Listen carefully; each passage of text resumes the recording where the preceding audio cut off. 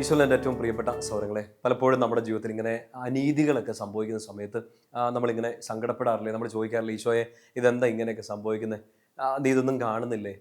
ഞാനിങ്ങനെ സങ്കടപ്പെടുന്നതും എന്നെ വിഷമിക്കുന്നതും എന്നെ ആളുകൾ വിഷമിപ്പിക്കുന്നതും ഞാനിങ്ങനെ സങ്കടപ്പെട്ടിരിക്കുന്നതൊക്കെ നീ കാണുന്നില്ലേ? ഇത്ര അനീതിയൊക്കെ എൻ്റെ ചുറ്റും സംഭവിച്ചിട്ട് നീ ഇതെന്നെ മൈൻഡ് ചെയ്യാത്തതെന്നൊക്കെ ചിലപ്പോൾ നമ്മൾ ഈശോയുടെ സങ്കടത്തോടെയൊക്കെ ചോദിക്കില്ലേ? ചിലപ്പോൾ നമ്മൾ ഇന്ന് അങ്ങനത്തെ ഒരു അനീതിയെ ഫേസ് ചെയ്തിട്ടുണ്ടാകും. ചിലപ്പം അത് പല രൂപത്തിൽ വന്നേക്കാം, നമ്മളെ വിഷമിപ്പിക്കുന്ന പല കാര്യങ്ങളും സംഭവിച്ചേക്കാം.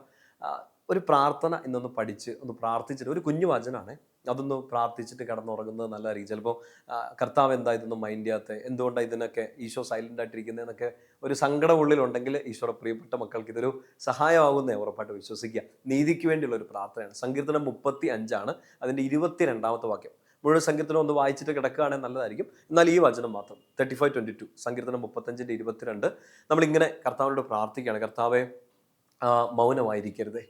കർത്താവെ, നീ കാണുന്നില്ലേ? നീ ഇനി അകന്നിരിക്കരുത്. എൻ്റെ സങ്കടങ്ങളോ എൻ്റെ വേദനകളോ ഞാൻ അനുഭവിക്കുന്ന ഈ അനീതിയോ ഒക്കെ നീ കാണുന്നുണ്ടല്ലോ.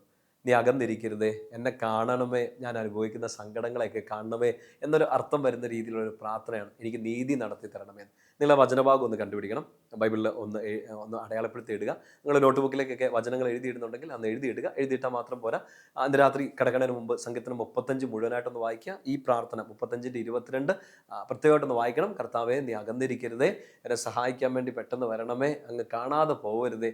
ഈ ഒരു പ്രാർത്ഥനയോടുകൂടി ഇന്ന് ശാന്തമായിട്ട് കടന്നുറങ്ങുക. ഒത്തിരി അനീതികൾ, ഒത്തിരി അസ്വസ്ഥതകൾ, നമുക്ക് നീതി കിട്ടാത്ത അനുഭവങ്ങളൊക്കെ ഒത്തിരി നമ്മുടെ ജീവിതത്തിൽ സംഭവിക്കുന്നുണ്ട്. നമുക്ക് ഈശോയോട് പ്രാർത്ഥിക്കാം. ഈശോയെ, നീതി നടത്തി തരണമേ, ഈ അനീതി അങ്ങ് കാണണമേ, ഈ സങ്കടത്തെ അങ്ങ് കാണാതെ പോകരുതേ, മൗനമായിട്ടിരിക്കല്ലേ എന്ന് നമുക്ക് ഈശോയോട് പ്രാർത്ഥിക്കാം. എൻ്റെ പ്രിയപ്പെട്ട സഹോദരങ്ങളെ, നിങ്ങൾ ഇന്ന് എന്തെങ്കിലുമൊക്കെ ഒരു സങ്കടത്തിലൂടെയൊക്കെ കടന്നു പോയിട്ട് വന്നിട്ടുണ്ടെങ്കിൽ, മനുഷ്യരിൽ നിന്നോ സാഹചര്യത്തിൽ നിന്നൊക്കെ എന്തെങ്കിലുമൊക്കെ ഒരു അനീതി നേരിടേണ്ടി വന്നിട്ടുണ്ടെങ്കിൽ, അതിനെ അതിജീവിക്കാൻ ഒരു ശക്തി ഈശോ നിങ്ങൾക്ക് ഇന്ന് രാത്രി തരട്ടെ എന്ന് വെച്ച് പ്രാർത്ഥിക്കുകയാണ്. നിങ്ങളുടെ ജീവിതം ഏറ്റവും അനുഗ്രഹം നിറഞ്ഞാവട്ടെ. ഈ രാത്രി ഏറ്റവും ശാന്തമാവട്ടെ. നാളെ കൂടുതൽ പ്രതീക്ഷയോടെ, പ്രത്യാശയോടെ ഈശോയുടെ കരം പിടിച്ച് പുതിയൊരു ദിവസം ആരംഭിക്കാൻ കർത്താവ് തന്നെ നിങ്ങളെ സഹായിക്കട്ടെ. നമ്മുടെ കർത്താവ് ഈശോ മിശിഹായുടെ കൃപയും പിതാവായ ദൈവത്തിൻ്റെ സ്നേഹവും പരിശുദ്ധാത്മാവിൻ്റെ സഹവാസവും കൂടി ഉണ്ടായിരിക്കട്ടെ, ഇപ്പോഴും എപ്പോഴും എന്നേക്കും. ആമേൻ. ഈശോ മിശിഹായ്ക്ക് സ്തുതിയായിരിക്കട്ടെ.